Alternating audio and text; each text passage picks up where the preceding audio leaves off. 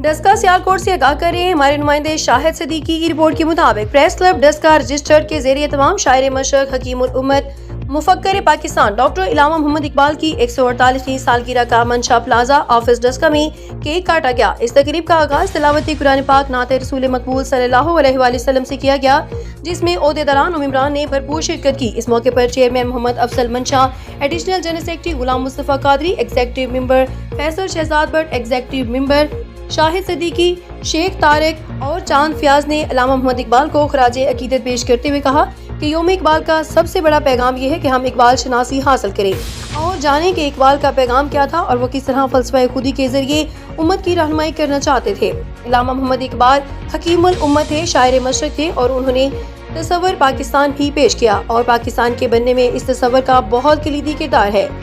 हमें इकबाल की अफकार से रोशनास करना ज़रूरी है क्योंकि इकबाल का मुखातिब नौजवान भी है। और फैसल शहजाद भट्ट ने कहा कि आज के हर तालिब इल्म के लिए जानना ज़रूरी है कि हर फर्द कौम के मुकद्दर का सितारा कैसे बन सकता है। तकरीब के आखिर में गुलाम मुस्तफा कादरी ने मुल्क सलामती और इस्तेहकाम के लिए दुआ की गई।